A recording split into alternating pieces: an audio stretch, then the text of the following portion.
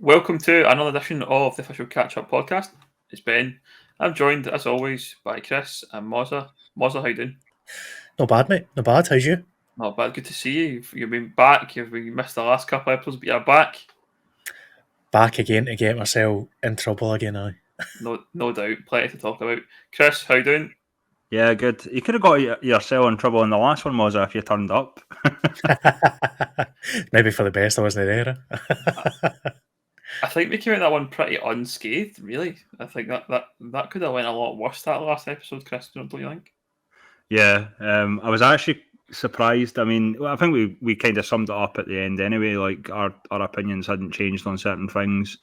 To be fair, like I said at the time, fair play to Thomas for coming on and trying to explain it. There's a few questions I'm sure we'll get into that weren't asked because we didn't think of them at the time. Obviously, one of them being whether there's going to be more than 18 teams. It's not something we thought about at the time, and then as soon as we release the episode, of course, Hearts and Hibs and all this sort of stuff comes out. So yeah, I'm sure we'll know more as the weeks go on. I'm sure everyone's waiting to hear what Mozza's view is of the old situation over the last couple of months. I mean, I've been pretty vocal about it on Twitter. I am not in favour of the B team staying in. I'm not happy at all about the relegation vote, as you've probably seen. So I'm not in the happiest place with the league right now as things stand, but I am but one person, unfortunately.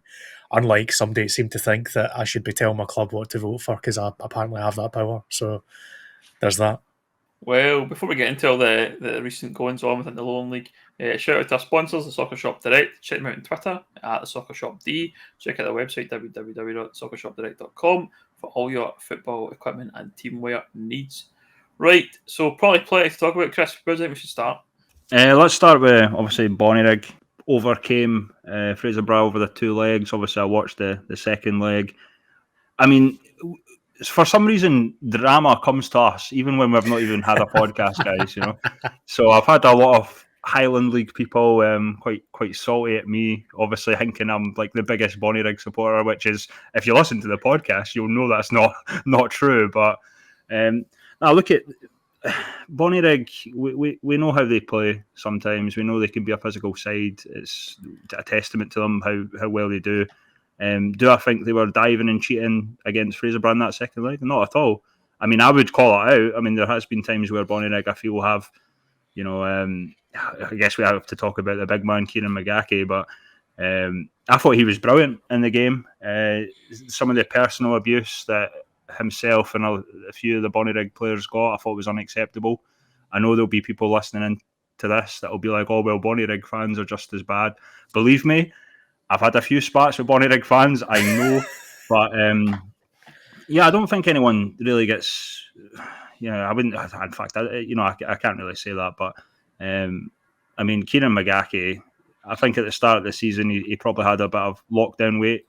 I think most people did, to be fair. I mean, myself included. Don't know about you guys, but certainly I did. There's a few things I think about Kieran that rub people the wrong way. He's an old sort of fashion target man. You don't see a lot of sort of centre forwards getting involved as much as he does. I think it's the blonde hair, the look. I mean, you think of other people, maybe like Andy Rodgers, that was kind of that similar type of player that people love to hate or whatever. But yeah, it's just the look about Kieran McGackie, I think, and I think some of it's unwarranted. But people taking sly digs at his weight and everything. He's not the typical looking footballer, but if you actually see Kieran in real life, he's a big guy. I mean, what do you want him to do? You know what I mean? He's I just think that's unacceptable, going after his weight. And then, of course, at the end of the game, he showed himself, got himself sent off, unfortunately. But look, a lot of people are obviously saying that the Bonnyrigg players goaded the fans, which I don't think is true. I mean, they were getting personal abuse flung at them, and it went on for the whole game, from what I heard. And we've said it a million times, I'm never a fan of personal abuse. I didn't mind banter. I don't mind, fans or players having a go at each other. But I think the telling thing for me was Sean Brown. Sean Brown, I've never seen him so animated at the end of the game, apart from when he scored a goal. But literally right up to the Brock fans. So it's like that tells a story for me, because Sean Brown's kind of a calm, collected guy in my opinion, and for him to get properly wound up like that, something's went on there. Obviously, I heard that, a lot of other people heard that. They're a bitter lot, aren't they? They're certainly a bitter lot. I mean, I feel like I'm defending Bonnyrigg here, but I'm not really. It's just how I saw it. I don't think the ref had a decent game. I think he could have put an end to the sort of stuff that was going on. But at the end of the day, people look at Bonnyrigg saying, "Oh, well, they were streetwise. They sat in or whatever." But it was up to Fraserburgh to chase it. From the first leg, they were 2 goals behind. Bonnyrigg didn't have to do anything. Fraserburgh, in fairness to them, I think they deserved to win the game on the day. Over the 2 legs, obviously, Bonnyrigg were the better team. But I was disappointed with Fraserburgh, how they approached that game. I mean, it was long ball, wasn't very good in terms of the quality. I was very surprised for a Highland League team to not be as good. I mean, I thought it was going to be an open game, but Bonnyrigg, we've seen it so many times. They shut out teams. As soon as you're in their area, there's 2 or 3 Bonnyrigg defenders or players around you. You have to be a bit faster on the ball, switch the play. And Fraserburgh, in my opinion, were disappointing. I think the frustration was shown by Fraserburgh and their fans, obviously. And it's just, I wouldn't look so much at Bonnyrigg.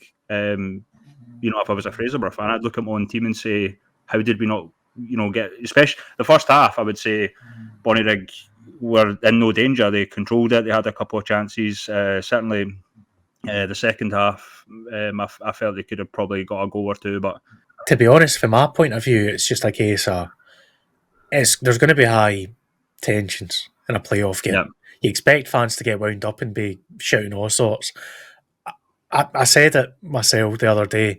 I fully defend the right of any player who's getting noised up during a game to go to those fans and in the right way get it right up them at the end, quite simply. And McGahey didn't do anything bad. He wasn't giving him any signs or anything. He literally took his top off and wiggled his belly, which, fair play. I seem to remember a certain Chris Boyd doing something very similar when he played for either Kelly or Rangers, getting called fat boy and whatever, scores a hat-trick, goes up to the opposing fans, does exactly the same thing.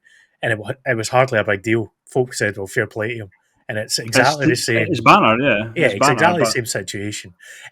As far as the Fraserburgh fans, and I go, I get it. Look, it's a massive game for them. They've just won the Highland League for the first time in years. They're really keen to try and get up. It wasn't going their way. They were going to get frustrated. It is what it is. We move on. And Bonnyrigg there's just a streetwise team. Like, the way Fraserburgh play is direct football. That is their style. From the games I've seen of them. And it just didn't work because Bonnyrigg, as you say, are brilliantly set up defensively. They quelled that threat thing you want to expect. They're a really effective team, and that's why I think Cowdenbeath are in a wee bit of bother here. Despite the fact they've had an upturn recently, Cowden, I think Bonnyrigg are probably the strongest team in Tier 6 in terms of not just being streetwise, but having a dead ball specialists in there, having guys that will challenge in the air, also being able to play different ways, not just the direct football, try to play some nice stuff on the ground and get balls whipped into the box. Like, I just think Rose were the better team. That's why they went through, and that's kind of that, to be honest. Yeah. And obviously another piece of drama that came out, obviously I guess a Highland League journalist or whatever, he got his camera knocked over by... I know who the Bonnyrigg player is, but I don't want to get him in trouble if Can we have a moment of silence for that camera? That poor camera getting... wasn't even knocked over. The boy literally just patted it down. The thing is, right, I'd probably like to hear Ben's opinion on this in a minute, but the thing is, right, you just don't do that. You do not, record that or film that close to the dugout where you can hear things. I mean, one thing the players are probably wary of is obviously a big game frustrated. They do not want to have an SFA charge against them by something picked up by a journalist camera. So, to be fair, I think Ben will jump in here. I don't think it's that uncommon for those dugout cams, if it's for content and that. And the boy's argument was that he'd got permission for it, but as far as I could tell, he hadn't run it by Bonnyrigg, which was his whole issue. I think if he'd ran it by Bonnyrigg and said, by the way, home team's giving me permission, might be a different story. They could have sorted something. But if they've just turned up and there's a camera right in at them, fair game. I disagree because I better not talk about a certain Let's let moment the content man say his piece. Go on, Ben. So I'm going to go with the whole media guy union here, man. And for me, I thought it was absolutely shite from the Bonnyrigg player, to be quite honest. Why is he touching his camera? There's no need for him to touch it. It's there. The boys come in and he's doing his job. I mean, granted, what was said, I think, was worried about it being damaged or anything like that. But you can tell from what they've had in the footage, he's just turned it over, right? But for me, I think the disrespect is the fact he goes and touches the camera in the first place. Why doesn't he just go and find the guy and say, we're not happy with this, or say to the ref, or say to whoever, we're not happy with this camera being here. Can we get it moved? And if you had that conversation, man to man, you'd have been like, all right, fair enough. But go back to the permission part of it. I think if you get permission to film the match, or you get permission, media accreditation, whatever you want to call it, to do content or film a game or whatever, then for me everything's in play. Whether it's the dugout, it's the fans, it's the ref, it's whoever. If you're part of that match, you're fair game as far as I'm concerned. What you should be doing in the whole entire pitch is behaving in a way that you wouldn't want to be seen doing something wrong on camera, and I think that's the thing you've got to think about. The dugout camera was probably only there for, I would imagine, the reaction of the dugout. If, for example, they scored, it wasn't going to be taking the 90-minute clip of the dugout and being like, oh, that guy said that, or that guy said this. There's a respect coming from the media guy. He's not going to be throwing someone under the bus. I mean, don't get me wrong, I think if somebody had maybe said something like perhaps really bad, racist, homophobic, something like that, you'd be like that, calling it out at that point, and that's a different kettle of fish. But if you behave in the right manner, you should have no worries about a camera being facing you. And to here's play another question then, Ben. To play the look up just before I finish it, Chris. If, for example, the camera was filming that dugout, Bonnyrigg score, the whole place jumps up, and I'm sure Bonnyrigg as a club would have loved to have seen that content and been like, I'd have been all over that from my own club perspective. So I think for me, was there an overreaction about the camera and potential damage and all that? Probably, but I think for me it was absolutely shite from the Bonnyrigg player. There was no need for him to touch it. Have a conversation, and I'm sure, I think the boy's name's Gregor, would have been quite amenable to moving it if he'd asked. There was no need to touch it for me. As usual with things at this level, one conversation could have stopped the whole thing blowing up. No, 100%.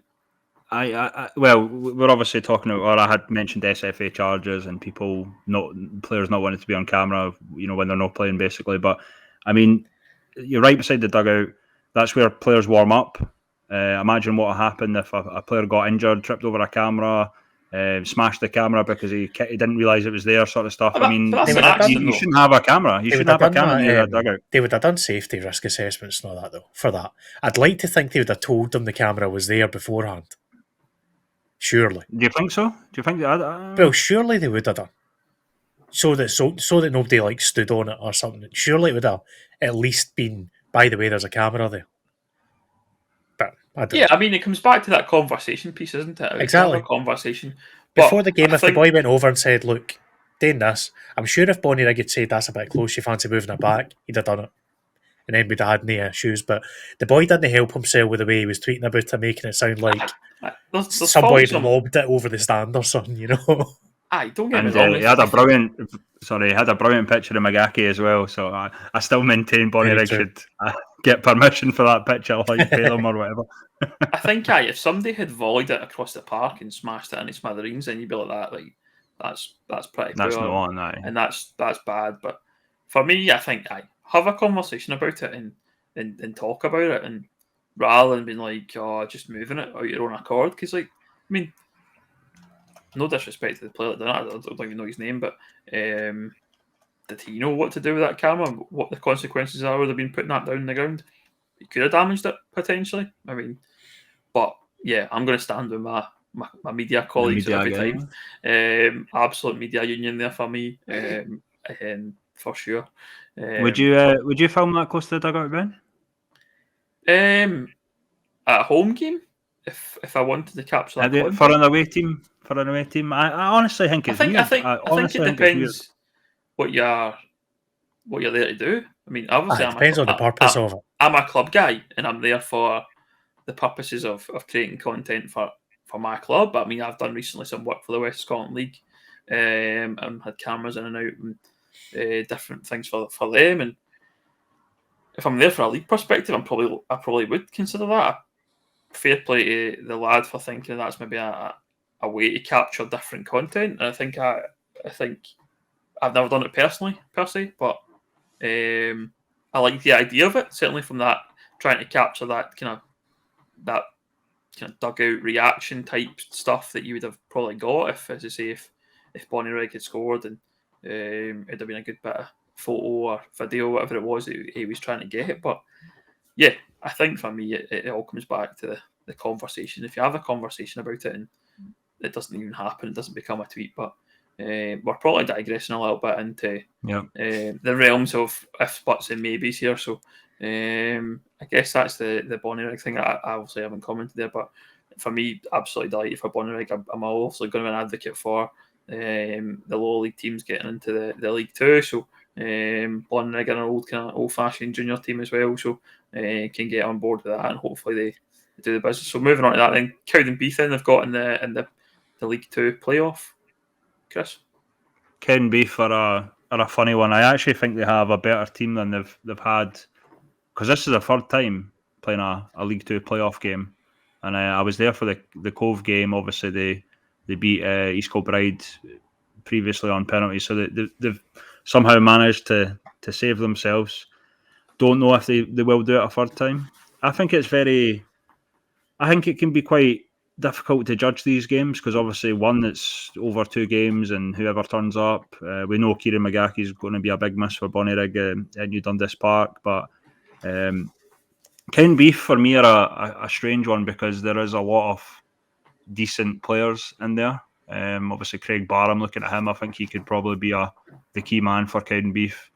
Interestingly enough, Bobby Barr, who obviously got relegated last season with Brecon City when Kelty played them, so that would be a tough one on Bobby if he experienced that 2 seasons in a row. It's strange, because I go back to this idea that obviously I think I've spoken. I like Bobby Barr, don't get me wrong, but it's different. It's a different game higher up the divisions. I mean, you look at someone like Graham Taylor and Jamie Piper, kind of maybe run of the mill at Cowdenbeath last season. They've been absolutely amazing in the Lone League for Berwick Rangers. You look at someone like Alex Harris, who was really great at Edinburgh City, probably not been as good with Berwick. Russell Curry, who perhaps maybe never got a chance at Anton, he's been firing at the Lone League. It seems like a completely different game going up the divisions. I don't know. I can't quite put my finger on it, but I think Bonnyrigg are probably, I would say, would fit well into League Two in terms of how they play. It's probably more suited than some other teams in the Lone League. But I think we play. I think someone had mentioned that actually when we've obviously discussed it. But I actually think most of the teams in the Lone League play a bit more football than you would at League Two, with this sort of smash and grab stuff that you see from certain teams. Not including, obviously, Kelty Hearts and Annan Athletic, who are amazing. I love Annan Athletic, great team. Predicted them to do well this season, I must say. So I had to drop that, didn't I had to drop that. But yeah, it's a different game. I honestly think it's a different game. It's obviously no cricket, but different styles, different ways to play, different ways to get wins. And obviously, I think it's going to be a harder one for Cowdenbeath in the sense that Bonnyrigg are used to playing different teams quite a lot. Cowdenbeath played the same teams, 4 or 5 times this season. So there's a lot of factors that make it quite a hard one to predict when it comes to these games. But I do fancy Bonnyrigg. I think if Bonnyrigg get a good result at home, we might see a similar game that we saw against Fraserburgh, with them obviously just doing well defensively. A lot of long ball stuff from Cowdenbeath, but we'll have to wait and see. Obviously, me and Mozza are going to go to it, have a nice wee day out, hopefully, Mozza. So, assuming that Broomhill don't get the cup final, aye, absolutely. You're kidding. Well, we'll see. I think that might be a different day, to be fair, so I might be able to do a double header with it if we do get there. But when it comes to Bonnyrigg, the issue Cowdenbeath have had all season is scoring goals. And the worst possible team they could have got in this playoff is Bonnyrigg, because they are always good for at least one set-piece goal a game. Cowden have been weak from defending set-pieces. I've been catching up with a couple of other fans recently who have been watching them all season, and they say two things. Firstly, they waited far too long to change their manager, because there has been a positive improvement since they did that. But secondly, other than that mad second half they had away up at Elgin, who are basically on the beach already, they've been struggling to get the ball in the back of the net, and have been conceding silly goals too often, less than they did when they before they changed manager. But I just think the style that Bonnyrigg have got, the way they play, the squads, is such a team ethic, and they're all streetwise. I've used that word a few times. I don't mean that negatively. I mean that in the best possible sense, because some teams at this level are naive, and I would put East Kilbride in that bracket when they played Cowdenbeath. They were trying to play their way and play their football and so on. Bonnyrigg will adjust their style of play to suit the game. It's all about winning the game, and are very, very good at doing that. McGahey being out for the first leg, it's a miss, but we've seen they've still picked up points without him in the league. He's not been available all season. The guys like Hunter have came in, and other players have came in and done a brilliant turn for them. I've got no doubt they'll do it again. I put Bonnyrigg as favourites for this personally. I really strongly fancy them to go up, despite the fact that on paper they're not a Kelty, they're not a Cove from years past who have done this.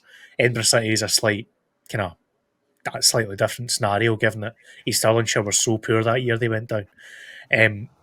Cowden are not a Berwick Rangers. Berwick were really poor that year, they went down. Cowden will give them a good game, but I have a funny feeling that it won't be a big result, but I'm pretty confident that Bonnyrigg have got a chance of getting this done and getting up to League Two, and actually acquitting themselves well in League Two with the style they've got.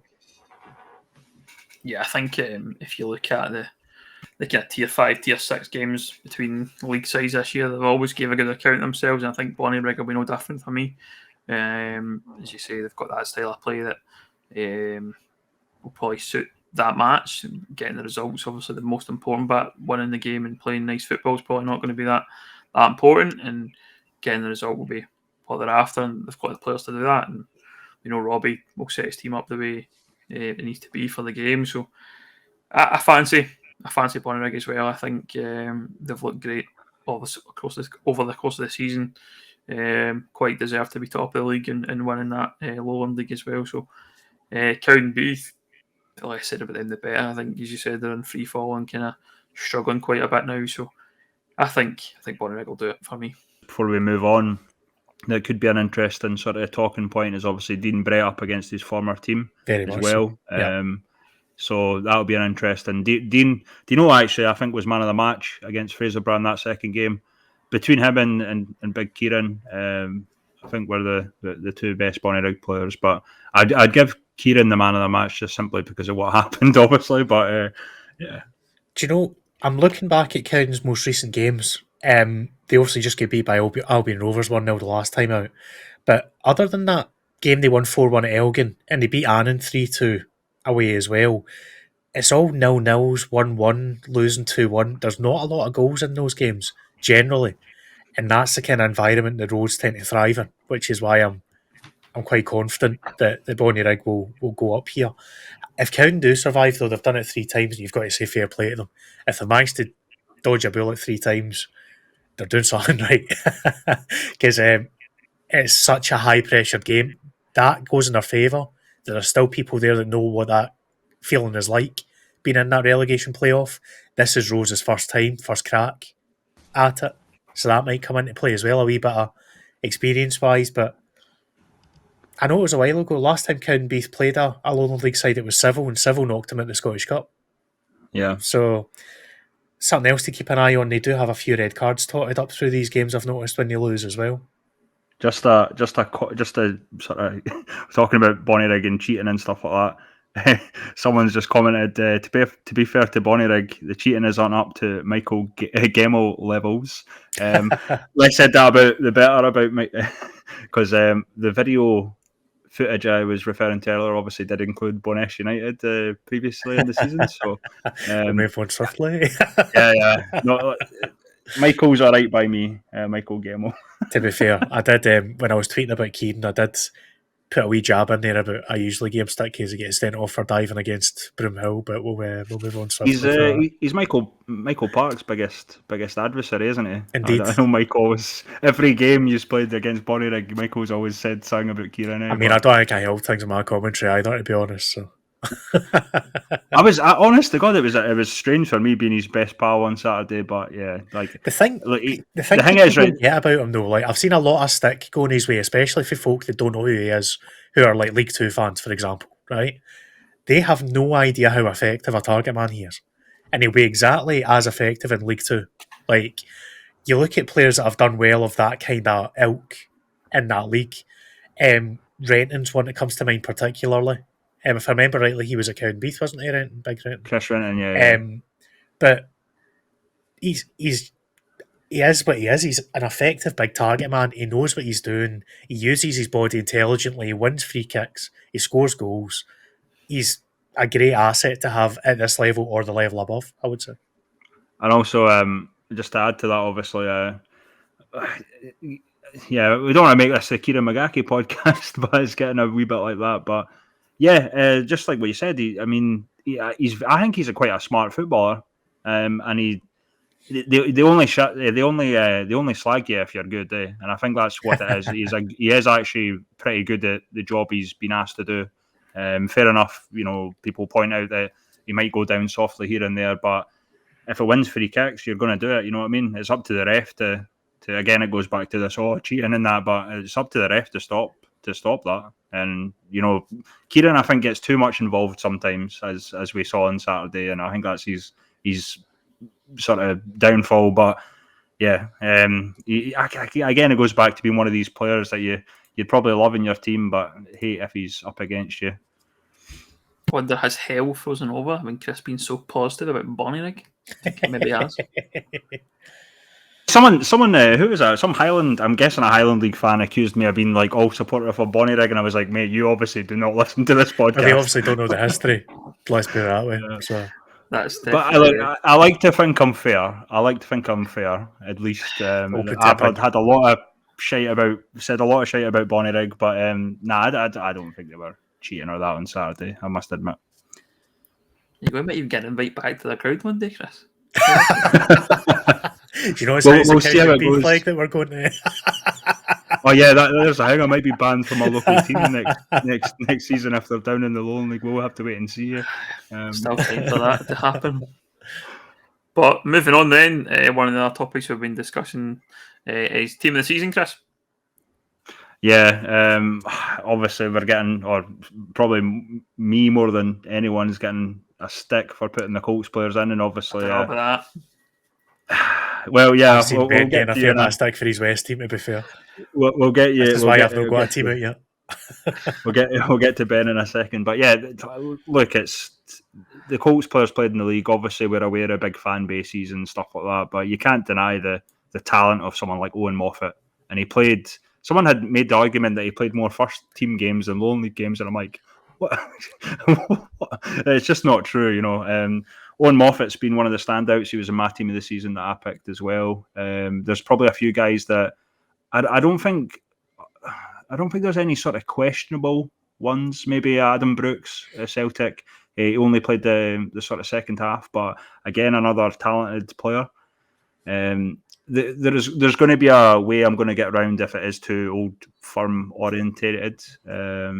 I'll take it by number of votes. Obviously, if there's like 500 votes and someone like maybe Kerry Young's had 30% of them, then obviously he can get into the team as well. So, yeah, so most of the players are there on merit in terms of the old firm. It would be a shame to exclude them. I know we've kind of been critical of having them in the league, this coming season, but I'm not going to blame the players for that, and I don't think anyone should.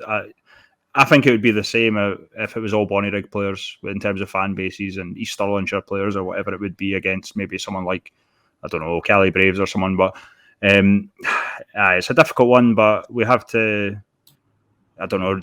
Oh no, I just realised I'm going to be a bit of a hypocrite here because I'm going to use the term respect democracy. But oh no. But oh no, I'm what's happening to me? Bonnyrigg and respecting democracy and without any complaint. I don't know. But anyway, yeah. So Ben, I actually thought your West of Scotland team was pretty decent, but there was a few complaints that you had. I mean, obviously, from my perspective, I picked a team and an 11 that I felt, for me, based on what I've known around the league, what I've seen this season, obviously watched a lot of games. Starting with Jamie Barley in goal, I think for me was obviously it's difficult when it comes to the goalies. You're going to see the goalie you see most, and obviously Jamie for me has been excellent for the Buffs and kept us in a game. He's played behind a defence that's kind of chopped and changed quite a bit over the season. There's been a lot of suggestion there that Andy Leishman of Auckland Talbot should have been the goalie, for example. And yep. I think for me, I think Andy, I mean, absolutely hats off to him. He's a great goalkeeper and he's wasted at this level. I mean, I absolutely would say that the boy could play League One, probably Championship if he really wanted to. He's an excellent goalie, but for me, he plays in front of the best defence in the league. No doubt about it. The centre-back pairing of McCracken and McPherson are easily top two defenders in our league. Talbot don't concede an awful lot of goals because of that defence. Obviously, Leishman's a part of that, but for me, Jamie won a lot of games for us over the course of the season.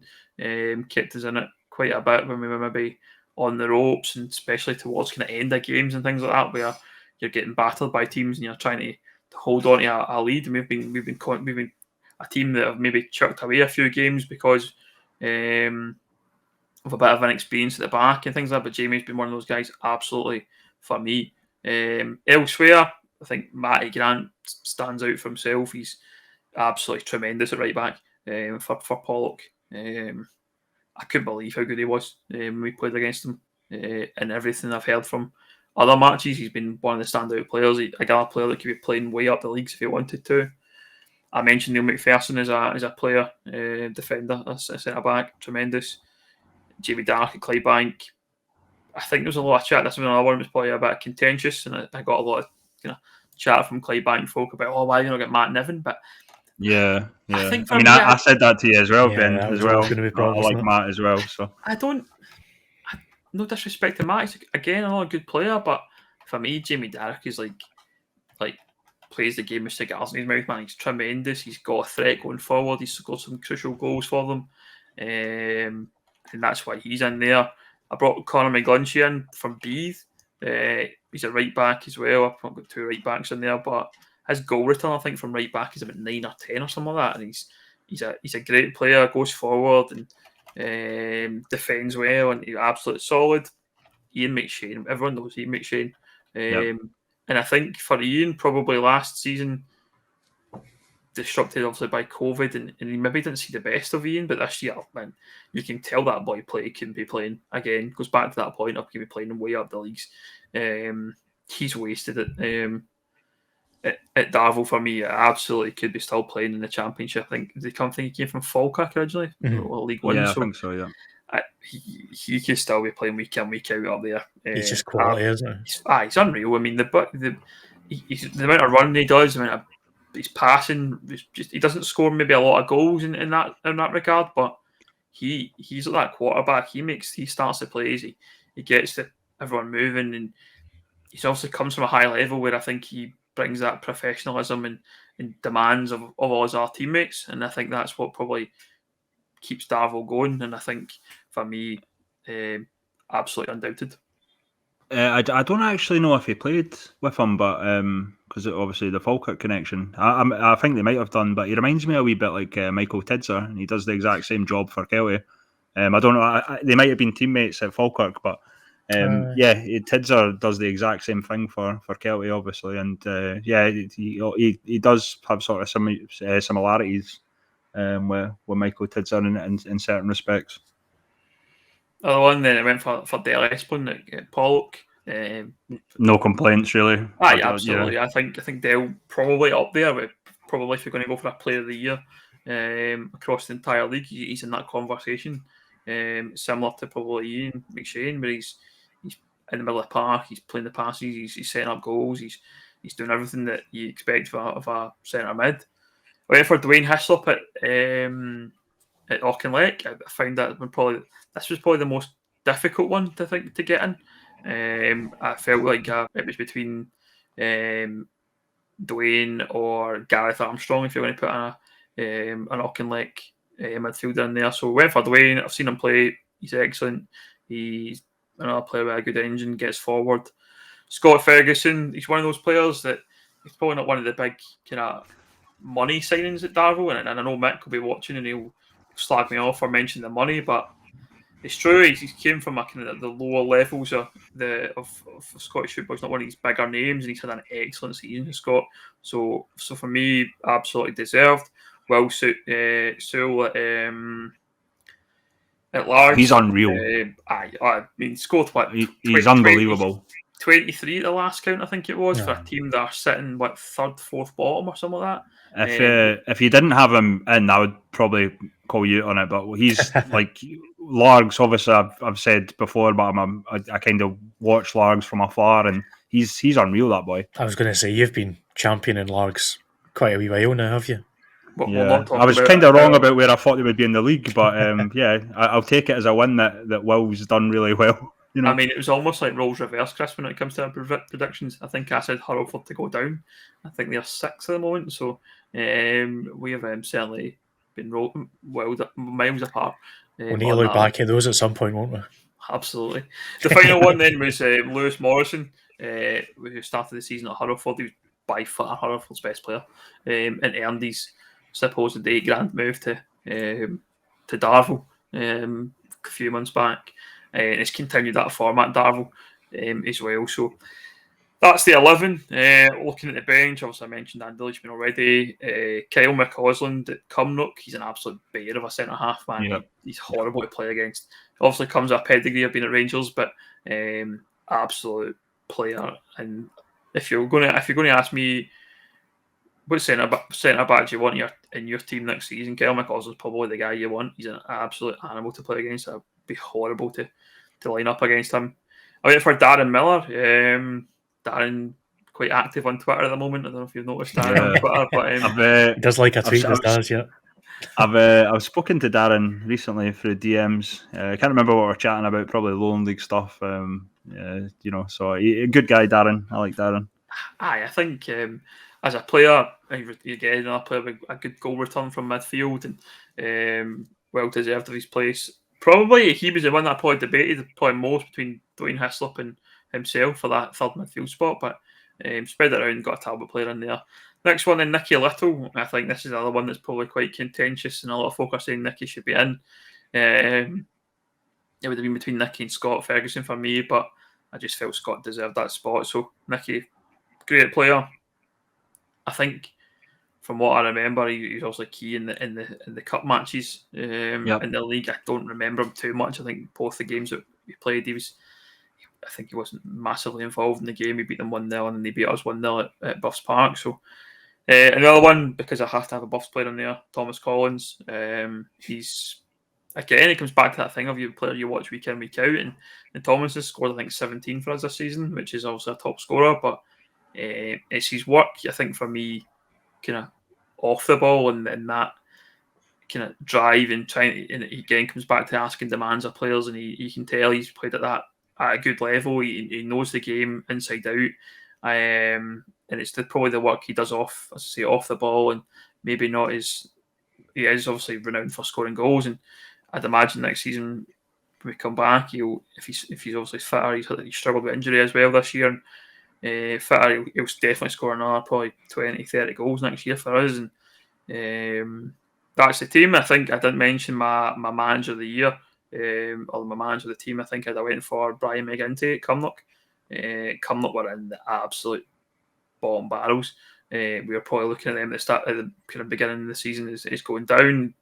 They obviously made the change and brought in Brian. He's went and built a squad there, got his own guys in, and fired them up the table, and he got them well safe in the end. I think they were also one of the teams that we probably debated about whether or not they were going down, and he's got them right up there. And then fair play, he's built that squad, and they're a tough team to play against. Turned us over 3-0, I think, at Buffs Park, and then beat us at Townhead Park as well. So that would be the manager of the year if I was picking one. I say Gintz is definitely deserved of his spot there. But aye, a lot of feedback, whether it's by DM or on Twitter, and I think for me it's all down to the fact it's that opinion. If we didn't have the same opinion, then it would be boring. Like, let's be honest. We wouldn't be here if we didn't have different opinions. Absolutely, and that's it. I think that's the thing to say to MD who's upset about not playing. I know my friends at Troon were not happy. Dean Keenan especially came out and said I was being apparently disrespectful for not having Sam Jameson in his team. The elite striker. Yeah, sorry, Dean. Elite striker. But I think for me, it's one of those things. I look at Sam. He's a great player, undoubtedly, and done a good job for Troon again. Troon, a team that probably punch a bit above their weight, and Sam's a great player, but I don't think he's had a better season than Scott, Williams-Sewell, or Lewis, for example, or Nicky or Thomas. So that's the forward spots for me. And is he sixth forward? Probably. There's probably a few more that I would probably think about. But yeah, it's all about opinions. And if MD's got I'd like to see other people's teams. I mean, I'm not. I'm putting that team up as obviously the catch-up. We obviously cover a bit of the West, but if you're a fan listening, send in your teams. Let's see what you think, because I'm interested to know, because it sparks that debate and let's talk about it. But same goes for the East and the South and that as well. I've got teams fire them too. The thing is also, I mean, even for myself, where we cover the league, but we're kind of in a privileged position where we know we hear how hard one of the boys is working or how well he's improved, or whatever it might be. I mean, you look at someone like Mark Kelly at Caledonian Braves. I think he's had an incredible season. Yeah. And then, I got a wee bit of stick because I usually have Jamie Dishington at Spartans in my team, but I don't think I think there's players on different standards, in my opinion, and if they are above that standard, and I'm not saying Mark Kelly's not as good as Jamie Dishington by all means, I'm just saying Jamie Dishington, to the standard he was over the last few seasons to make that team of the season, I don't think he's been as good. But funny enough, obviously people disagree because I think he's probably going to get into the team of the season for the catch-up.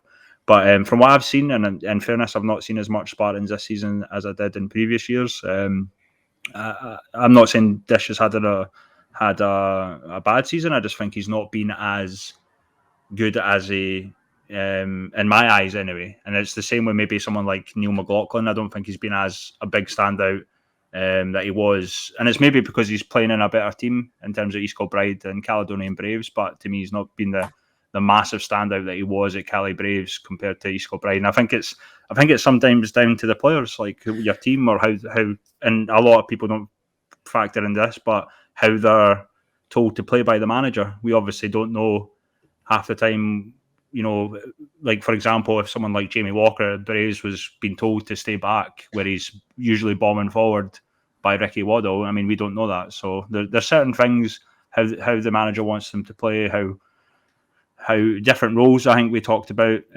privately, obviously with Nicky Little going to number 10, at Clydebank as well. So it's like we don't know the behind the scenes stuff, but certainly, I mean, I said it many times, I could do a squad of 30, 40 guys for the Lowland League easy that I think I've had a really good season, But I mean, we're not being asked to put the best 11 on paper. We're being asked for a team of the season. By its nature, it's going to be form as well as ability based. So I'm totally behind that trail of thought. That I personally don't think Dish has had as good a season as he could have had compared to previous years, form-wise. He's still been good, don't get me wrong, but I think others have had excellent seasons that deserve the shout. So it's fair enough in my point of view. That's not having a go at you, Dish, by the way. Maybe next year. Maybe, aye. Like I said, he's probably going to be in the catch-up team of the season anyway because he's a But that's popular guy. So Aye. so Ultimately, shows how much we know. So. opinions are there to be had, aren't they, as we said at the start. So we're focusing on the sort of pyramid playoffs, but obviously we're still waiting on here in the West and East champions. But we do have a champion in the South in St Cuthberts. They won the league the other day. All big fans of Jordan Williamson, what he's done with St Cuthberts. What do you think their chances are against maybe an East or West team, Mozza? I think it's going to be tough. Putting it right out there, like I had a really good chat with Jordan earlier in the year when he was at a Broomhill game midweek. I was covering it live and got a good chance to speak to him, catch up with him after the game. And he had a lot of interesting thoughts about kind of the South in comparison to the West and East in general and what his ambitions were. He's an ambitious guy. His club's ambitious and his team's ambitious. So regardless of thoughts that people might have had about St Cuthberts in the past, I know there was conspiracy theories flying about the last time they won the South about, they've not done their toilets up in time so they didn't get their licence so they can't go up, or that nonsense. We knew that in the past three, you've basically accepted relegation when they didn't have to go back to the South. So there's this kind of not a conspiracy such as this kind of idea in Scottish football that the South teams are quite happy keeping themselves to themselves and no progressing. That's not the case with St Cuthberts. So I expect him to get a game, probably to depend on the East. We'll need to wait and see if it's Tranent, if it's whoever else that comes through. But what will work in their favour now is they've done the business. They can keep things ticking over, and you're going to have either Darvel, who are going to be out on their feet, one in the West, or Talbot, who are going to have to throw everything again back to it.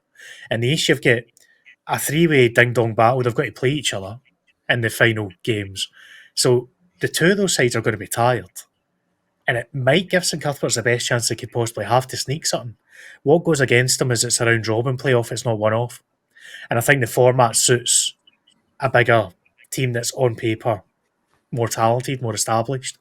So I don't see St Cuthbert's coming up this time, but I expect them to do a lot better than people give them credit for, because a lot of the chat, I'll tell you now, will centre around purely the West champs and East champs, and they'll just disregard them for the South, and they deserve to be heard in the same breath. I saw a comment the other day that like South of Scotland should be in like Division 4 West, and it's like that's just a terrible take. There are teams I think that probably would be conference levels, but then you get teams like obviously Free and St Cuthberts. They have players in their teams that are like every other team, have players that have played higher up, and I think it could give the bigger teams a game. Someone like a club like St Cuthberts, I think similar to Dalbeattie would be welcome in the Lone League and do a job. I don't know if they'll, I'm not going to go on paper and say I would fancy the chances to be the very top, like if maybe a Darvel or a team like that came into the league. But a wee bit more respect to the South, I would say. There's no reason a setup like St Cuthberts couldn't do what Dalbeattie have done the last couple of years. Like, they could be a very similar story to what Dalbeattie Star are right now. In terms of the South and the West, obviously we know there were discussions at one point of the South possibly amalgamating into the West pyramid. That's kind of, it's a secret that's not a secret, let's be honest. Everyone knows it. I would see certain South teams maybe being West Tier 2 level, I would probably say. It'd be tough for any of them in the top flight, I think, once it's all kind of been set out when it's Premier, Championship 1 and 2. But there's no reason why St Cuthbert's 3 and that couldn't thrive in a West Championship. That's a solid level, I would say, for them. So on their day, they can beat a Darvel, they can beat a Talbot if things go their way, but it's asking a lot to do 2 games back-to-back like that. The chances are with 2 games, I don't see them coming through it, unfortunately for them. Just because it's kind of a similar talking point, obviously, one team that won't be going to the South of Scotland is Gretna. They were confirmed to be safe in the Lone League. They've had, I don't know why it's been Clydebank fans, but Clydebank fans seem to be at them on Twitter. So a bit of a rivalry growing between Gretna and Clydebank. But I did notice when I tweeted out that Gretna were safe, the South of Scotland League liked. So I don't know if that's a slight on Gretna because I think. Well, I've always said. I mean, it's a bit of a weird one for them to go to the South of Scotland because they're kind of, out the way. They have a rivalry with Dalbeattie, and the Dumfries and Galloway teams are so close. I mean, if Gretna were coming into, I guess, if it was my league, they were coming into my league, I'd want to beat them every week. So I think it's actually tough for them, being a kind of an outsider team if they were going into that league. I think they probably would have been more suited to go back into the east of Scotland. But I was going to say, they came from the east, didn't they? They came through the east of Scotland before the lowland, so it was interesting to see them earmark the south as their chosen league. They might be scared of doing kind of what Whitehill have done up to this point. Potentially what we could see Vale of Leithen doing, kind of going right through the east. We'll see. But yeah, it was an interesting choice to say the least. And whether they stick with that or not will be interesting as well. Because as far as I'm led to believe, all clubs need to say at the start of next season what league they would go down to now. It's not a mid-season thing. So, and that includes League Two as well, above us. So we'll get an early idea of what these clubs are thinking. I'm guessing that the train of thought is they'd probably think winning the south of Scotland would be easier than winning the east of Scotland. I'm guessing that's their train of thought. But again, it's I don't think they'd be too welcome in the south of Scotland. Not by the clubs as such, but certainly by the fans. You say that, but he kind of ended up being welcomed with open arms in the Highland after all that shenanigans. So there's no reason why they wouldn't make good neighbours eventually, The way teams about. Let's not go into Fort William, but yeah, let's not comment on that until that's all sorted out, shall we? I think it's certainly it's going to be interesting to see how St Cuthbert's get on. For me, obviously, I know Darvel and Talbot really well from this season, and expect either of those teams. Quite frankly, you mentioned they're disregarding probably the South, but I think for me, Darvel and Knockanleck are by far better than probably the other two teams, even looking at what will come through from the East. But I think, as you say, Mozza, the tiredness thing might be a problem. Darvel have been crying about playing 3 games a week for ages now, and they're going to be playing 3 games in a week in a playoff. So it's one of those where it'll be interesting to see how they go on. I think both teams will have that squad depth. Don't get me wrong, Darvel are probably mounting up injuries already again, which will maybe not play in their favour ever so slightly. But the guys they've got in their team obviously are seasoned pros and played at a high level before, so I don't think fitness will be a problem for them. And obviously Darvel had quite a slow start at the beginning of the season, and they've obviously motored up and are excellent. And I think they'll win it. For me, funny we play them on Saturday. That could be a massive game now in terms of the league kind of running. Obviously, our season's by, and we're obviously in that kind of transitional period, if you like, if you want to call it that. But we'll be up for it, and we'll be obviously hoping to beat them. And I don't want to say too much. You want to beat them, eh? I heard. I mean, I think the team will win every game. Do you know? I think you've touched on something there that got a bit of traction on Twitter, and Mr. Collins was involved, indeed. Yeah, well, Mick, he's always got something to say on Twitter, and Thomas is came out in the post match and said that he wants to win, and obviously for those guys in our team, they've got a new manager to impress, and they want to show that they're good enough to be in his thoughts for next season. So our players are still going to be trying, absolutely. Assistant managers mentioned the money thing. I think that's upset Mick because he can't own the fact he does have a good bit of dough behind him. And let's be honest about this. And Mick's always complaining about it. It's probably the rest of Darvel involved as well. But everyone knows they have money. But I've said it before in this podcast, just own it rather than make out like it's not something that is happening. We don't care actually about the money situation. They're not the first team, won't be the last team to have dough behind them. The Buffs have done it, Hereford have done it, Talbot have done it, Pollock have done it. It's all been done in the last 20, 30 years in this level of football. So just get on with it and stop like It wouldn't be as big a thing if Mick didn't react to it so much. He's made it a bigger thing because people know they can get a rise out of him by just jabbing him and putting the bait out basically for him to jump it. 100%.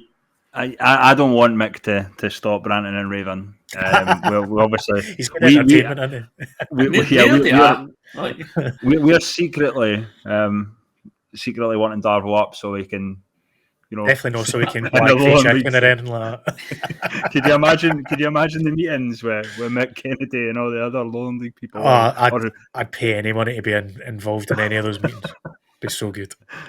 But we kind of touched on it, obviously. To be fair, I don't think there's much to be said on the East that's still open for between sort of Trinent and Pennycook. But we kind of touched on your man, David Gormley, going to be the new Kilwinning manager. Aye. Any thoughts, Mozza? Great job. Great position. I actually mentioned to Ben about a week or two before this happened that he'd be ideal for it. That we knew Gorms was leaving at the end of the season. I'm not at liberty to say what's going on behind the scenes, unfortunately, at Broomhill. But I'll say it. They couldn't get rid of us, so they're bringing in another podcast to be the Lowland League. No, quite. They can't get to the official catch-up. Put it this way, things are changing in the background with the way things are run and who's involved and so on. So I will say no more till anything is confirmed. But Gorms was always going to be moving on. And that's a brilliant opportunity for him. He's a guy that put a squad together when, let's be honest, Broomhill could easily have been bottom of that league this year with the way that season started. That 5-6 players signed up, the rest just been trialists brought in that week for the first game at Edinburgh Uni. He's somehow cobbled together a squad. He's constantly built it over the season. He's worked away. And at the end of the season, we were playing some really nice stuff. Put a really good group of boys together.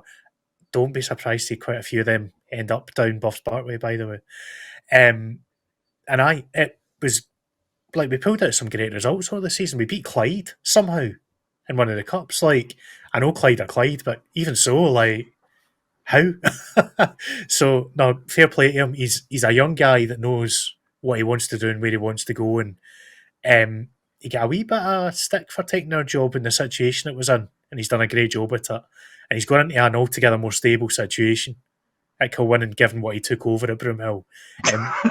Like when he took over Broomhill, when he took over Broomhill, there wasn't a squad, and a manager had been there short term and walked away. So he's gone into Kilwinning with a settled squad, with a decent budget, with good boys there already, the likes of Thomas Collins and so on to build on. I think he'll be a great appointment. I hope he's a great appointment.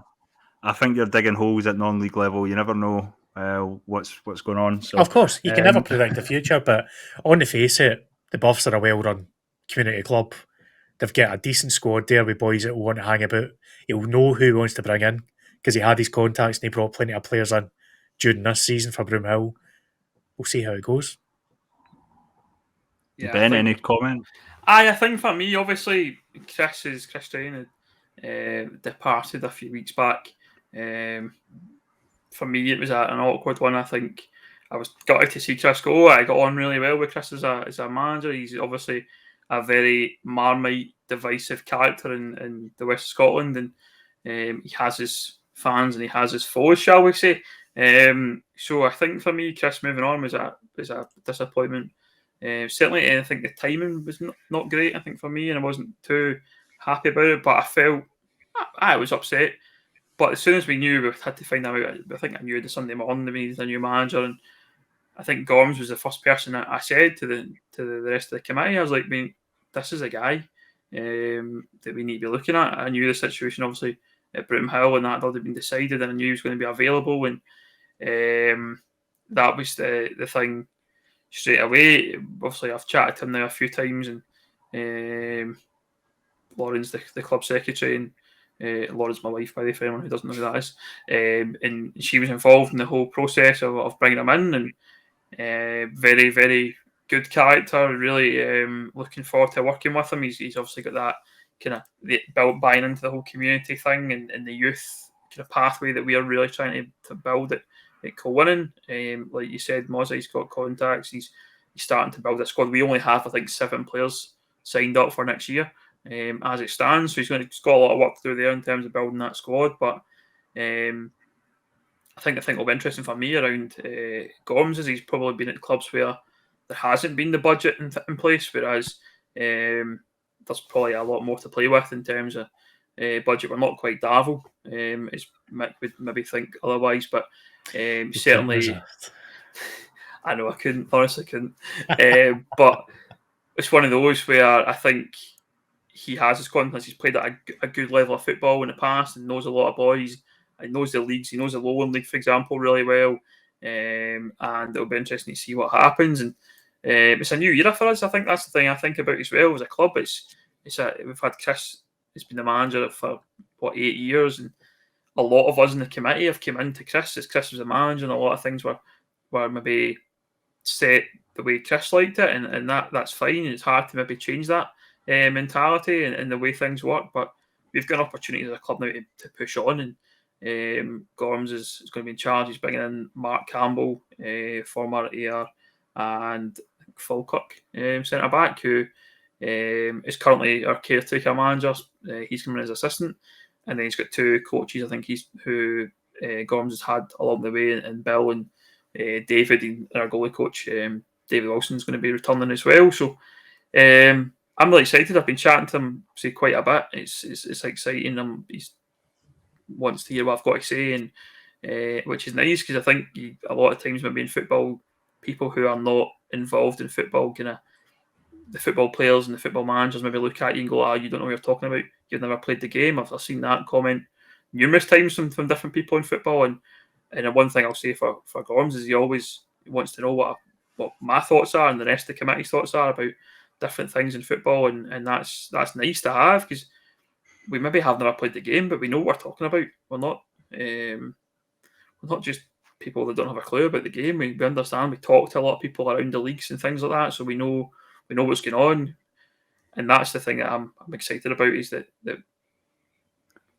he's interested in us and what we've got to say, and who knows where we can go. We've obviously got aspirations as a club to climb the leagues and get into League Two eventually, and obviously the first step's the Lowland League. Whether that's next year or the year after, who knows? But really looking forward to it. I think coming towards the end of the season, I was a bit deflated about the whole situation, and really couldn't really be asked, to be quite honest, about the games or anything like that, going to the games or doing my jobs that I've got to do as a media guy, and kind of really was probably phoning it in, but it gave me a kind of new bit of energy and kind of enthusiasm back for it, which is great for me, because I say it was really hard work at times going to watch some of that stuff towards the end there of Chris's era, and I couldn't really be bothered. But we're back. New season's going to start probably at the end of July, and excited to see what we build here. You obviously mentioned youth, and one thing I noticed about Gorms with Broomhill is he did bring in a lot of the youngsters from the development team.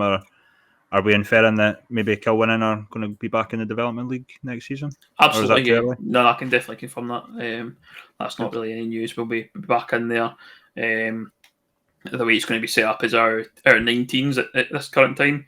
They're in the Scottish Cup final this year, playing St Cadoc's a week on Friday at the Shibre Excelsior. We plug for their match. Scottish Cup final, that 19s team have been together since probably the age of about 4, maybe 5, and came right through from 4-a-sides right up to almost development football. So 19s have come in with probably a few of our 17s, that probably the better players of our 17s certainly. There's 2 or 3, maybe 4 standouts within that 17 setup. I'm not going to mention any names because 2 of them are class, and I don't want anyone to know who they are in case they come and try and bump them for next season. So definitely it'll be interesting to see. The development league for us, it is about that, building that pathway and try and get some players into the squad. We obviously seen the situation, you probably noticed it at Blantyre, we could barely fill a bench against Blantyre a few weeks back, and Chris had to come on as a sub, and it's not a great look from our perspective if your 42-year-old manager has to come on the park and play the last 30 minutes. Nobody wants that. He didn't want that either, but Gorm's played in goals for Broomhill this season. Did always keep a clean sheet, to be fair to him. I'm pretty sure he's been warned about that already. I think that's not for him, man. No. But Yeah, I can assure you, Gorms did not want to play in goals for Broomhill. No, I know, absolutely. And fair play to him. It turns out I think he plays as an amateur, plays in goals for an amateur team or something like that. So he's obviously a better keeper than not just a random guy getting chucked in the nets and stuff like that. But yeah, I think it'll be interesting to see what happens. Both the development league and obviously the first team. Like as I say, we've got the aspirations to be up there. I think, and we always say it, but we don't see any reason why we can't be as big as, say, Dumbarton. I think Dumbarton's always a team we come to because it's a town. It's a similar size to Cowannon. It's kind of far enough away from Glasgow. Obviously, you're always going to have that battle of Rangers, Celtic, Kilmarnock for the fan base. But why not? I mean, don't see why we can't be. I mean, we're not going to touch on promotion, relegation, and all that. But I think if there was more of that from the west and the east and south, we were right in amongst it. So yeah, I think watch this space when it comes to go in.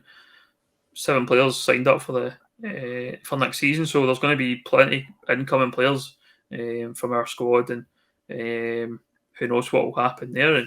And hopefully that team will gel and we'll be in a good competitive year. Yeah, so Mozza had to shoot off. We are just wrapping up, but we did get some questions, Ben. Why isn't there a final day of the season and different teams finish at different times?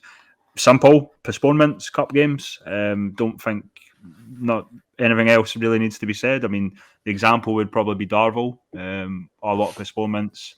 They're playing a lot of games. That's probably why there isn't a final day of the season in many leagues.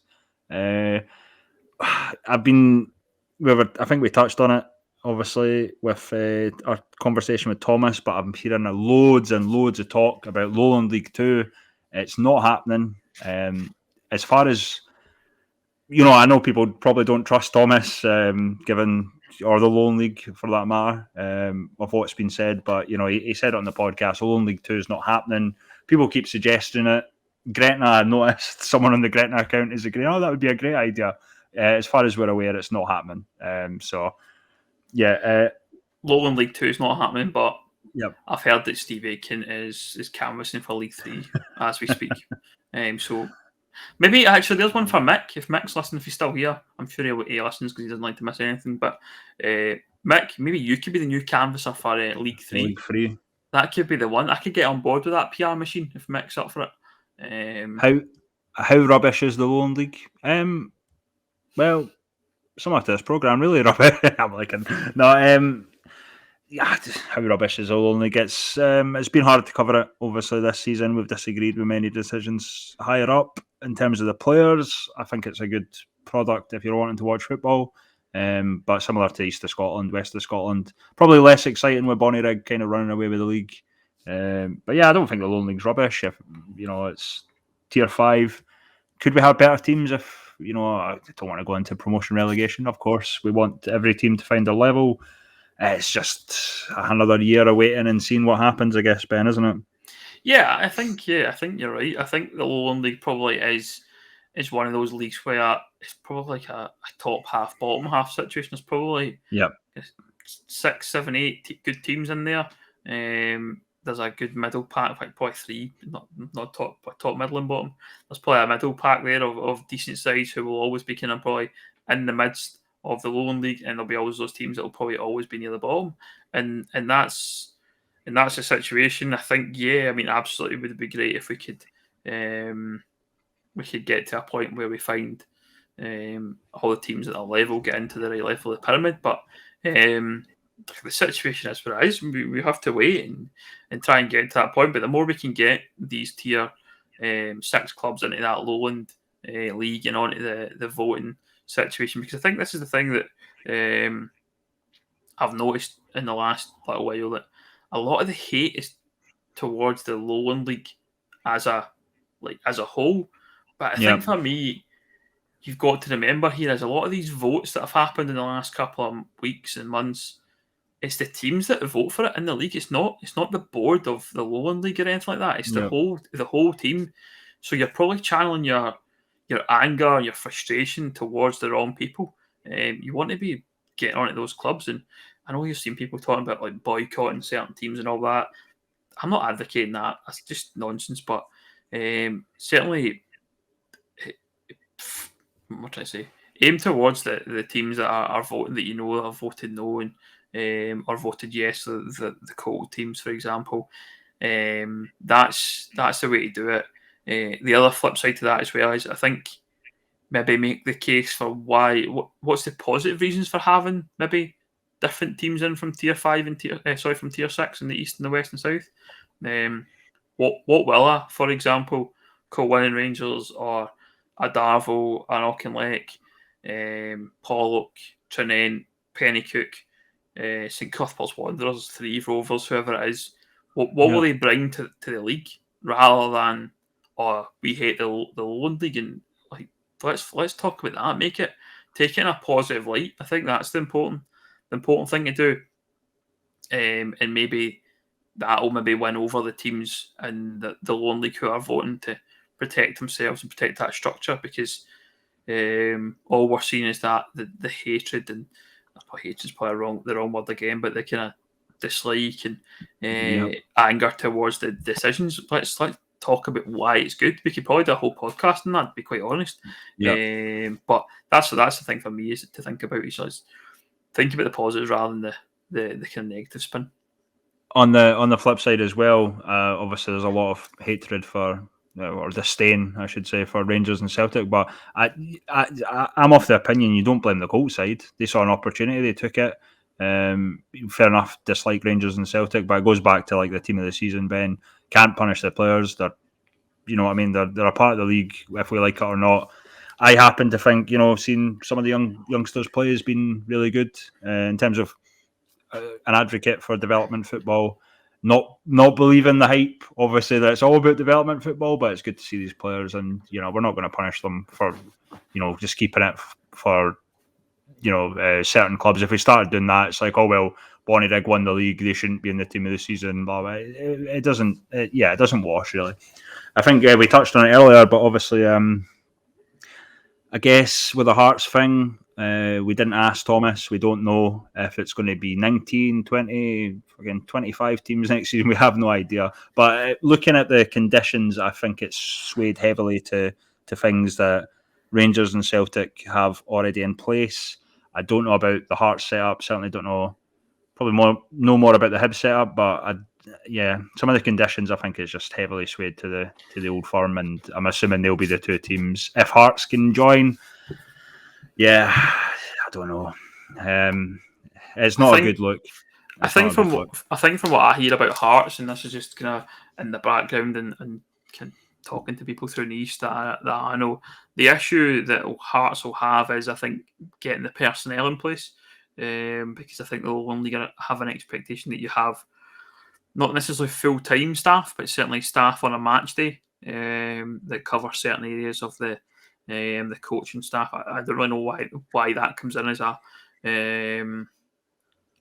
rule, but as you say, Chris, it's potentially to be skewed towards the Old Firm, who will definitely have a video analyst or strength and conditioning. I don't really know what the rules were, but the rules were, but there's certainly I noticed different rules that probably required to be had, and I think that's probably Hearts. I don't imagine the 40 grand fee for Hearts is going to be a massive problem. They've got obviously a huge amount of money behind them with the Foundation of Hearts, and I think Anne Budge is obviously still involved there, and she's got a bit of dough as well, so I don't think that'll be a problem. But yeah, I mean, we'll talk that to death, I think, in terms of the B teams. If Hearts come in, it's just another one. They're just the same as Celtic and Rangers as far as we're concerned if they do come in. But I wouldn't want to be the fixture guy if I'm trying to work out 19 teams over the course of a season. A bye week. Talking about the fixture secretary, that same guy who's on the board of the Lowland League and the East of Scotland League. I forgot about that. Remember that one? That's Kenny McLean, Right, okay. who I think people are confusing with David Baxter, who's the Baxter, yeah. secretary for both the East of Scotland and Lowland League. We heard some nonsense about how he was a puppet master and it was all him, that he runs them both and everything. It's just like, it's not true. He has no voting power. I mean, he's the secretary. I know club secretary means certain things at clubs, but I mean, yeah, he's not a puppet master. I mean, I even forgot that he was involved in the Lowland League. I knew him more from the East of Scotland point of view. That's how much power he has, that he's completely not anonymous, you know. But it's one of those ones where I think people were just looking far too much into it, yeah. I heard he decided that Rangers and Celtic should be in. That it was his decision and his decision only. That's what I heard. Some nonsense you get on Twitter, and it's just like, it's absolute garbage. The guy probably burst a ball working for both leagues.